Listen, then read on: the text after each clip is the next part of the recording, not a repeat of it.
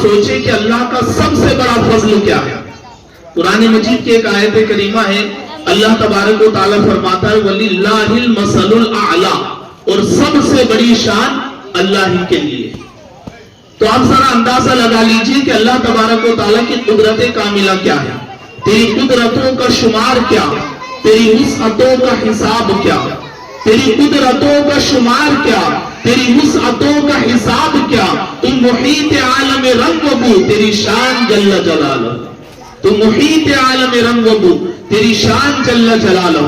اگر ہم غور کریں کہ اللہ تبارک و تعالیٰ کی سب سے بڑی شان کیا ہے، تو انسان سب سے پہلے آسمان پر نظر دوڑاتا ہے تو پتہ چلتا ہے کہ آسمان اللہ کی سب سے بڑی شان ہے، یا سورج اللہ کی سب سے بڑی شان ہے، یا چاند اللہ کی سب سے بڑی شان ہے۔ اگر انسان اسی طرح سے غور و فکر کرتا رہے گا تو ہر شے کے اندر وہ تلاش کرے گا تو اسے بھی پتہ چلے گا کہ یہ اللہ کی سب سے بڑی شان ہے، یہ اللہ کی سب سے بڑی شان ہے۔ مگر آپ ایک جگہ جا کر رکیں گے تو پتہ چلے گا سب سے بڑی شان یہ ہے۔ مگر قرآن مجید فرقان حمید کے اندر اس آیت مبارکہ کے اندر مفسرین فرماتے ہیں وَلِلَّهِ الْمَثَلُ الْأَعْلَىٰ، اور اللہ کی سب سے بڑی شان کا نام محمد رسول اللہ، اللہ کی سب سے بڑی شان کا نام محمد رسول اللہ ہے۔ تو پتہ یہ چلا کہ اللہ نے اپنا محبوب ہمیں عطا فرمایا، یہ اس کا فضل نہیں تو اور کیا ہے؟ بِفَضْلِ اللَّهِ، یہ اللہ کا فضل ہے کہ اللہ نے اپنا محبوب ہمیں عطا فرمایا۔ وَبِرَحْمَتِهِ، اور اس کی رحمت اگر تمہیں میسر ہو، مل جائے، تو پھر اس کے عوض میں خوشیاں مناؤ، اس کے عوض میں خوشیاں مناؤ۔ اب یہاں پر ہم غور کریں گے کہ اللہ کی رحمت کیا ہے۔ تو احادیث مبارکہ میں آتا ہے کہ بیٹیاں اللہ کی رحمت ہے، بیٹے اللہ کی نعمت ہے۔ اب بہت سارے حضرات یہاں بیٹھے ہوں گے جن کو اللہ نے 2 3 بیٹیوں سے نوازا ہے، مگر کچھ حضرات ایسے ہیں کہ اللہ جن کو بیٹیوں سے نوازتا ہے تو وہ ناراض ہو جاتے ہیں۔ مگر یاد رکھیے میرے آقا جناب محمد رسول اللہ صلی اللہ تعالیٰ علیہ وسلم کا فرمان ہے کہ اگر جس کے وہاں 3 لڑکیاں ہیں، 3 بیٹیاں ہیں، وہ اپنی بیٹیوں کی صحیح تربیت کرے اور اچھی جگہ ان کا نکاح کرا دے، میرے آقا فرماتے کل قیامت کے دن وہ اور میں اس طرح ہوں گے، وہ اور میں اس طرح ہوں گے۔ زمانے بھر میں بڑی گھر کی شان بیٹی سے، زمانے بھر میں بڑی گھر کی شان بیٹی سے، مہکتا رہتا ہے دل کا جہان بیٹی سے۔ ضروری یہ نہیں کہ بیٹوں سے نام روشن ہو، میرے نبی کا چلا ہے خاندان بیٹی سے۔ ضروری یہ نہیں کہ بیٹوں سے نام روشن ہو، میرے نبی کا چلا ہے خاندان بیٹی سے۔ پتہ یہ چلا کہ بیٹی بھی اللہ کی رحمت ہے، مگر غور کرو کہ وہ رحمت تمہارے پاس ہمیشہ کے لیے نہیں ہے۔ 22 سال 23 سال 25 سال کی عمر ہو جائے تو بچی کا نکاح کرا دیا جاتا ہے، تو پتہ یہ چلا تلاش کرتے رہیں گے کہ اللہ کی سب سے بڑی رحمت کیا ہے۔ تو مجھ سے نہ پوچھے، یہ علماء کرام سے نہ پوچھے، بلکہ قرآن مجید 17واں پارہ سورۃ الانبیاء اٹھائیے، اللہ فرماتا ہے وَمَا أَرْسَلْنَاكَ إِلَّا رَحْمَةً لِّلْعَالَمِينَ، اور اے محبوب ہم نے آپ کو نہیں بھیجا، وما، اور ہم نے نہیں بھیجا، ارسلناکا، ہم نے نہیں بھیجا۔ اب یہاں پر اگر ہم ترجمہ کریں تو لوگ یہ کہیں گے کہ بھئی سبھی تو یہ کہتے ہیں کہ ہم نے آپ کو تمام عالم کے لیے رحمت بنا کر بھیجا، پھر یہاں کیا ہو گیا؟ تو یہاں ماں نفی کے لیے، یہاں میم نفی کے لیے، وما ارسلناکا، اور ہم نے آپ کو نہیں بھیجا۔ اصل میں کیا ہوتا ہے، جو اہم بات ہوتی ہے اس سے پہلے اس بات سے اس کو آگاہی کرائی جاتی ہے۔ اب وما ارسلناکا بس اتنا جملہ سن کر ہم لوگ خاموش نہ بیٹھے، بلکہ اللہ تبارک و تعالیٰ اپنی سب سے بڑی شان کا بیان کر رہا ہے، اور اس شان کا بیان کرنے کے لیے لفظ الا استعمال ہوا، اور اللہ فرما رہا ہے وما ارسلناکا، اور ہم نے اے محبوب آپ کو نہیں بھیجا الا، مگر تمام عالموں کے لیے رحمت بنا کے بھیجا۔ اللہ کے نبی صلی اللہ تعالیٰ علیہ وسلم صرف دنیا والوں کے لیے اور آسمان والوں کے لیے نہیں، بلکہ جس طرح سے اللہ رب العالمین ہے، مصطفیٰ رحمت للعالمین ہے، جس طرح سے کل کائنات کا پالنہار خدا ہے، اسی طرح سے میرے آقا کل کائنات کے مالک و مولا ہے۔ بخاری اور مسلم کی متفق علیہ حدیث ہے، میرے آقا فرماتے ہیں انا قاسم واللہ یؤتی، میں بانٹتا ہوں، میرا رب مجھے عطا کرتا ہے۔ تو آپ پتہ چلا کہ کس کی بات چل رہی رہی ہے، یہ محفل میلاد مصطفیٰ ہے، یہ کس ہستی کا میلاد ہو رہا ہے، تو پتہ یہ چلا یہ شب میلاد ہے، میرے آقا کی آمد ہے۔ وما ارسلناک الا رحمۃ للعالمین، اے محبوب ہم نے آپ کو نہیں بھیجا مگر تمام عالموں کے لیے رحمت بنا کر بھیجا۔ پتہ یہ چلا کہ مفسر کائنات صرف اور صرف ہمارے آقا جناب محمد رسول اللہ صلی اللہ تعالی علیہ وسلم ہے۔ بات بنتی نہیں بات بنا لیتے ہیں، بات بنتی نہیں بات بنا لیتے ہیں، تیرے دیوانے تیری محفل کو سجا لیتے ہیں۔ روٹ جاتا ہے جب اللہ گناہ گاروں سے درود پڑھتے ہیں اور اللہ کو منا لیتے ہیں۔ بابا سے بلند پڑی اللہ رب محمد صلی اللہ علیہ وسلم نحن عباد محمد صلی اللہ علیہ وسلم وبرحمتہ، اور میری رحمت پر خوشیاں مناؤ۔ پتہ یہ چلا کہ کل کائنات دیکھ لیا مگر اللہ کی سب سے بڑی رحمت جناب محمد رسول اللہ صلی اللہ علیہ وسلم ہے۔ فَبِذَالِكَ، فضل اور رحمت جب یہ میسر آئے تو تم لوگوں کو چاہیے، کیا چاہیے؟ فَلْيَفْرَحُوا، جمع کا صیغہ استعمال ہوا، فرح یفرح نہیں آیا، فَلْيَفْرَحُوا۔ اگر فرح آتا تو پتہ یہ چلتا کہ جس کے پاس رحمت آئی صرف فقط ایک فرد ہے، وہ جس کو رحمت ملی وہی خوشی منائے، مگر اللہ تبارک و تعالیٰ فرماتا ہے فَلْيَفْرَحُوا، سب پر لازم ہے کہ وہ میرے فضل اور میری رحمت پر خوشی منائے۔ نہ ثبوت ہے نہ دلیل ہے، میرے ساتھ رب جلیل ہے، نہ ثبوت ہے نہ دلیل ہے، میرے ساتھ رب جلیل ہے۔ تیرا نام کتنا مختصر، تیرا ذکر کتنا طویل، تیرا نام کتنا مختصر۔ نعرہ رسالت، سرکار کی غلامی، نہ ثبوت ہے نہ دلیل ہے، میرے ساتھ رب جلیل ہے۔ تیرا نام کتنا مختصر، تیرا ذکر کتنا طویل ہے۔ یہ قرآن مجید ہے۔ میں نے ابھی تک کوئی کتاب کا نام آپ کے سامنے نہیں لیا، تو انشاءاللہ تبارک و تعالیٰ پوری مکمل گفتگو قرآن اور حدیث کی روشنی میں ہوگی انشاءاللہ تعالیٰ، کیونکہ یہ جو محفل ہے یہ جشن عید میلاد النبی صلی اللہ تعالیٰ علیہ وسلم کی محفل ہے، اور ہمیں یہ بتانا ہے کہ ہم لوگ جشن عید میلاد النبی صلی اللہ تعالیٰ علیہ وسلم کیوں مناتے ہیں، اس کی وجہ کیا ہے منانے کی، اور یہ محفلیں سجانے سے ملتا کیا ہے۔ صحراؤں میں، جنگلوں میں، بیابان میں پڑھو، مینار گر چکے ہیں تو میدان میں پڑھو، یہ بے خبر نجومی تمہیں کیا بتائیں گے، کل ہونے والا کیا ہے یہ قرآن میں پڑھو۔ یہ بے خبر نجومی تمہیں کیا بتائیں گے۔ کوئی آ کر یہ کہہ دے کہ کیوں مجلس سجائی ہے، نہیں سجا سکتے آپ، تو یہ مت کہنا کہ نہیں ہمارے علماء نے کہا سجاؤ، بلکہ یہ کہنا کیوں نہیں سجاتے یہ بتائیے ہم تو سجاتے ہیں، آپ جب منع کر رہے ہو کیوں نہیں سجاتے، وجہ کیا ہے؟ تو میں صرف اور صرف قرآن مجید سے اور احادیث مبارکہ سے بات کروں گا۔ اب آئیے، فَبِذَالِكَ فَلْيَفْرَحُوا، اور تم پر ضروری ہے کہ تم خوشیاں مناؤ۔ ایک جگہ اللہ تبارک و تعالیٰ فرماتا ہے اِنَّ اللَّهَ لَا يُحِبُّ الْفَرِحِينَ، بے شک اللہ تبارک و تعالیٰ خوشیاں منانے والوں کو پسند نہیں فرماتا ہے۔ اب یہاں پر یہ آیت کا ترجمہ ہے اور یہاں پر یہ آیت ہے، اب کیا کرو گے آپ؟ اس لیے علم دین آٹو چلانے والوں سے، گاڑیاں چلانے والوں سے، چائے بیچنے والوں سے نہیں سیکھا جاتا۔ علم دین سیکھنے کے لیے یہ علماء ہے۔ علم دین کوئی اتنا معمولی کھلونا نہیں ہے کہ کوئی بھی آئے اور آ کر آپ کو بتا کر چلا جائے کہ بھئی یہ چیز ہے آپ اس پر عمل کرو۔ علم دین اللہ تبارک و تعالیٰ اس کے لیے سینوں کو چومتا ہے۔ واللہ یختص برحمتہ من یشاء، اللہ تبارک و تعالیٰ چن لیتا ہے ایسے دلوں کو، جس کے دل کو اللہ چنتا ہے پھر اسے علم کا خزینہ بنا دیتا ہے۔ ممکن نہیں کتابوں سے عرفان مصطفیٰ، ممکن نہیں کتابوں سے عرفان مصطفیٰ، علم اور بات ہے، فیضان اور بات ہے۔ علم اور بات ہے، فیضان اور بات ہے۔ علم تو ابلیس کو بھی تھا مگر فیضان نہیں تھا، علم تو ابلیس کو بھی تھا مگر فیضان نہیں تھا۔ اور علم کا حاصل ہونا کمال نہیں ہے، علم کی نورانیت کا پیدا ہونا کمال ہے۔ جب تک علم کی نورانیت نہیں ہوگی تو آپ ہزارہا کتب پڑھ لو کوئی فائدہ نہیں، ہزارہا کتب پڑھ لو آپ، اگر دل میں عشق مصطفیٰ نہیں ہے تو آپ کی ساری کتابیں دھری کے دھری رہ جائیں گی۔ بخاری کے اندر حضرت امام بخاری رحمت اللہ علیہ نے ایک دو نہیں بلکہ کئی سارے مقامات پر ایک سوال کا ذکر کیا ہے. قبر میں ایک سوال کیا جائے گا. وہ سوال کیا ہے؟ انت تقول فی ھذا الرجل. کیا سوال کیا جائے گا؟ انت تقول فی ھذا الرجل. یہ میں اعلان اعلان کہہ رہا ہوں.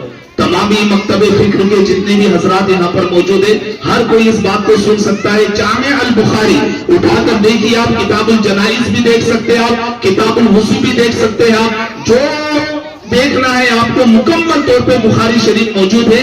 ایک ہی سوال امام بخاری لائے ہیں کہ قبر میں ایک سوال کیا جائے گا. وہ کیا ہے؟ انت تقول فی ھذا الرجل. بتا اس ہستی کے بارے میں تو کیا کہتا تھا.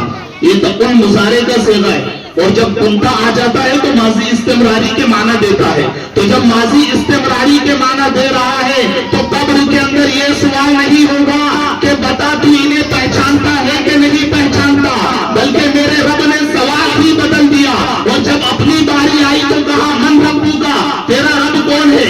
دین کی باری آئی تو کہا ما دینو کا, تیرا دین کیا ہے. کہے گا دینی اسلام, میرا دین اسلام ہے. مگر جب مصطفیٰ کی باری آئی تو یہ نہیں پوچھا یہ کون ہے, بلکہ کہا انت تقول فی ھذا الرجل. بتا اس ہستی کے بارے میں تو کیا کہتا تھا. ارے زندہ تھا تب میرے نبی کا نام لیا تھا کہ نہیں لیا تھا, محبت میں لیا تھا یا نفرت سے لیا تھا, تو وہ قبر میں پتہ چلے گا. اسی لیے اعلیٰ حضرت الشاہ امام احمد رضا خان فاضل بریلوی رحمت اللہ علیہ فرماتے آج لے ان کی پناہ, آج مدد مانگ ان سے, آج لے ان کی پناہ, آج مدد مانگ ان سے. کل نہ مانیں گے قیامت میں اگر مان گئے. نعرہ تکبیر, رسالت, وقتی پھول پھول, عشق محبت. گلشن دکھائی دے نہ تو صحرا دکھائی دے, گلشن دکھائی دے نہ تو صحرا دکھائی دے. یا رب نظر اٹھے تو مدینہ دکھائی دے. میری نماز عشق ادا ہو تو اس طرح, سجدہ کروں تو سجدے میں مولا دکھائی دے. یا رب میری بھی قبر بنے اس زمین پر, آمین کہیے بھائی سب. یا رب میری بھی قبر بنے اس زمین پر, ہر دم جہاں سے گنبد خضرا دکھائی دے, ہر دم جہاں سے گنبد خضرا دکھائی دے. اب آئیے بات کو آگے بڑھاتے ہیں. حضرت علامہ ابن کثیر رحمۃ اللہ علیہ فرماتے ہیں ابلیس 4 مرتبہ بلند آواز سے رویا. کتنی مرتبہ؟ 4 مرتبہ. نمبر 1, جب اللہ تبارک و تعالیٰ نے اسے لعنت کا طوق پہنایا, لعین قرار دیا, اس وقت رویا. اب متوجہ ہو جائیے, میں زیادہ دیر گفتگو نہیں کروں گا کیونکہ میرے بعد آپ کو بہت عظیم خطاب سننا ہے اور بہت بڑا خطاب سننا ہے, تو اس لیے میں مختصراً بات کر کے اپنی بات کو ختم کروں گا. نمبر 1, جب اللہ نے اسے لعنت کا طوق پہنایا اس وقت ابلیس رویا. نمبر 2, جب اللہ نے آسمان سے زمین پر پھینکا اس وقت رویا. نمبر 3, جب سورہ فاتحہ کا نزول ہوا اس وقت رویا. نمبر 4, اب ذرا متوجہ ہو جائیے اور غور سے سنیے, یہ میں نہیں کہہ رہا, وہ حافظ دانش نہیں کہہ رہے ہیں, یہ علماء کرام نہیں کہہ رہے, 100-150 صدی کے اندر کا کوئی بھی امام نہیں کہہ رہا ہے. میں اس کا حوالہ دے رہا ہوں جو آج سے نہیں بلکہ 500 صدیوں پہلے کے امام ہے, 700 صدیوں کے پہلے امام ہے. حضرت امام ابن کثیر رحمت اللہ علیہ فرما رہے ہیں کہ 4تھی مرتبہ جب اللہ نے اپنے محبوب کو پیدا فرمایا, ابلیس چیخ کر رویا اور کہنے لگا اب میری بربادی شروع ہو گئی ہے. نثار تیری چہل پہل پر ہزاروں عید ربیع الاول, نثار تیری چہل پہل پر ہزاروں عید ربیع الاول, سوائے ابلیس کے جہاں میں سبھی تو خوشیاں منا رہے ہیں, سوائے ابلیس کے جہاں میں سبھی تو خوشیاں منا رہے ہیں. میرے آقا کے میلاد کی خوشی منانا ہر مسلمان پہ لازم اور واجب اس لیے ہے کہ آقا کریم صلی اللہ تعالیٰ علیہ وسلم کے صدقے میں ہی اللہ نے کائنات کو پیدا فرمایا. کوئی بھی کتاب آپ اٹھا کر حدیث مبارکہ کی دیکھیے, صحاح ستہ کی پوری کے پوری کتابیں آپ اٹھا کر دیکھ لیجئے, آپ کو پتا چلے گا کہ اللہ تبارک و تعالیٰ نے سب سے پہلے اپنے محبوب کے نور کو پیدا فرمایا. اگر اللہ تبارک و تعالیٰ حدیث قدسی میں فرماتا ہے الربوبیت ظہورۃ لمحمد صلی اللہ تعالیٰ علیہ وسلم, اے میرے محبوب اگر تو نہ ہوتا میں اپنے رب ہونے کا اعلان نہ کرتا, اگر تو نہ ہوتا تو میں اپنے رب ہونے کا اعلان نہ کرتا. تو تو اسی سے اندازہ لگا لیجئے کہ آقا کریم صلی اللہ تعالیٰ علیہ وسلم کی شان، اور آج ہم حضور کی محفل میں بیٹھے ہیں تو کس طرح سے بیٹھنا چاہیے۔ اب آئیے کچھ ضروری باتیں جو کہ میلاد کے متعلق ہے۔ اس کا نام کیا ہے؟ جشن عید میلاد النبی صلی اللہ تعالیٰ علیہ وسلم۔ میلاد کے لغوی معنی کیا ہے؟ آپ فیروز اللغات اٹھا لیجئے، مصباح اللغات اٹھا لیجئے، یا پھر عربی کی لغت لسان العرب، یہ بہت عمدہ لغت ہے لسان العرب، ہر مکتب فکر کے پاس موجود ہوتی ہے، آپ اسے اٹھا لیجئے۔ میلاد کے لغوی معنی ہے پیدائش کا دن، یا پیدائش کا زمانہ، یا پیدائش کا وقت۔ اب آئیے، کیا حضور نے میلاد منایا تو ہم منا رہے ہیں؟ اگر حضور منائے تو ہم منائے تو بات سمجھ میں آتی ہے۔ حضور نے منایا یا نہیں منایا؟ تو اب آئیے، بخاری سے بھی یہ حدیث مروی ہے، امام ترمذی نے بھی اسی حدیث کو نقل کیا ہے، اور صحیح مسلم میں بھی یہی حدیث ہے کہ حضرت ابو قتادہ رضی اللہ تعالیٰ عنہ نے حضور پاک صلی اللہ تعالیٰ علیہ وسلم سے دریافت کیا، یا رسول اللہ صلی اللہ تعالیٰ علیہ وسلم، آپ پیر کے دن روزہ کیوں رکھتے ہو؟ کیا فرمایا؟ پیر کے دن روزہ کیوں رکھتے ہو؟ میرے آقا نے فرمایا فقال فیہ ولدت وفیہ انزل علی، میں اسی دن پیدا ہوا اور اسی دن مجھ پر قرآن نازل کیا۔ پتہ یہ چلا کہ حضور نے اپنا میلاد خود منایا، تو جو چیز میرے مصطفیٰ کرے اسی کو تو سنت کہتے ہیں، تو ہم خود نہیں میلاد مناتے، یہ حکم مصطفیٰ اور حکم خدا ہے تو ہم مانتے وہ مناتے۔ اگر حکم خدا نہ ہوتا، حکم مصطفیٰ نہ ہوتا تو ہم میلاد نہ مناتے، مگر حضور نے خود اپنا میلاد منایا، تو جس کے دل میں آقا کی محبت ہے وہی لوگ میلاد مصطفیٰ مناتے ہیں۔ تو ہم اس لیے منا رہے ہیں کہ ہمارے دل میں حضور کی محبت ہے، کیونکہ ہر شے سے زیادہ کوئی چیز ہمیں عزیز ہے تو وہ حضور پاک صلی اللہ تعالیٰ علیہ وسلم کی عزت عزیز ہے۔ حضور پاک صلی اللہ تعالیٰ علیہ وسلم کی محبت ہی ہمارے لیے نجات جاہیں، اور حضور پاک صلی اللہ تعالیٰ علیہ وسلم کی محبت کی ہی بدولت اللہ تبارک و تعالیٰ ہمیں جنت عطا فرمائے۔ اب آئیے، لفظ عید، ہم عید کیوں کہتے ہیں؟ اسے کیا مسئلہ ہے؟ اسلام کے اندر دو ہی عیدیں ہیں، ایک عید الاضحیٰ اور ایک عید الفطر، ٹھیک ہے؟ یہ تیسری عید کہاں سے لے آیا؟ تو اب ذرا غور کیجئے کہ عید الفطر اور عید الاضحیٰ یہ عید شرعی ہے۔ کیا ہے یہ عید شرعی ہے۔ اس کے علاوہ جو عیدیں ہیں وہ عید فرحت و مسرت ہے۔ تو پتہ یہ چلا کہ اللہ تبارک و تعالیٰ نے جمعہ کو عید کا دن قرار دیا۔ احادیث مبارکہ میں مشکات کے اندر، ترمذی کے اندر، بخاری کے اندر آپ اٹھا لیجئے، کوئی بھی کتب آپ اٹھا کر پڑھیے، آپ کو پتا چلے گا ان یوم الجمعتی ایامکم سید الایام، جمعہ تمام دنوں کا سردار ہے، اور اللہ کے نبی صلی اللہ تعالیٰ علیہ وسلم کا فرمان ہے کہ جمعہ دونوں عیدوں سے بڑھ کر ہے، عید الفطر سے بھی اور عید الاضحیٰ سے بھی افضل جمعہ کا دن ہے۔ تو پتہ یہ چلا کہ اللہ تبارک و تعالیٰ نے جمعہ کے دن کو یہ فضیلت کیوں دی۔ صحابہ کرام میرے آقا سے پوچھتے، یا رسول اللہ صلی اللہ تعالیٰ علیہ وسلم، فدا کا وہ ابی و امی، میرے ماں باپ آپ پر قربان ہو، یا رسول اللہ جمعہ کے دن کو اتنی فضیلت ملی کیسے؟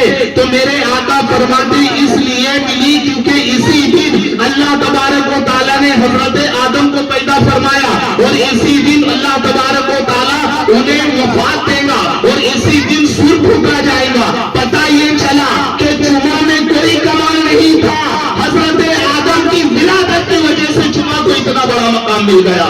تو پتہ یہ چلا کہ جمعہ کے دن کی افضلیت حضرت آدم کی پیدائش سے ہو جائے تو سنو، جس وقت تاجدار کائنات پیدا ہو وہ دن عیدوں کا سردار کیوں نہیں ہو سکتا ہے؟ وہ دن عیدوں کی عید کیوں نہیں ہو سکتی ہے؟ تو پتہ یہ چلا کہ دو عیدیں نہیں ہے، پورے سال میں 52 جمعے آتے ہیں۔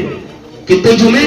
52 جمعے آتے ہیں۔ تو عیدیں کتنی ہو گئی؟ 54 عیدیں ہو گئی، 52 جمعے والی اور 2 عید الفطر اور عید الاضحیٰ والی۔ اب قرآن مجید سے پوچھتے ہیں ربنا انزل علینا مائدۃ من السماء تکون لنا عیدا لاولینا وآخرین وآیۃ منک وارزقنا وانت خیر الرازقین۔ قرآن مجید کے اندر حضرت عیسیٰ علیہ نبینا علیہ الصلوۃ والسلام کا ذکر ہے کہ جب آسمان سے اللہ تبارک و تعالیٰ نے دسترخوان نازل فرمایا تو آپ نے کہا اے رب ذوالجلال یہ دن ہمارے لیے عید کا دن قرار دیا جائے۔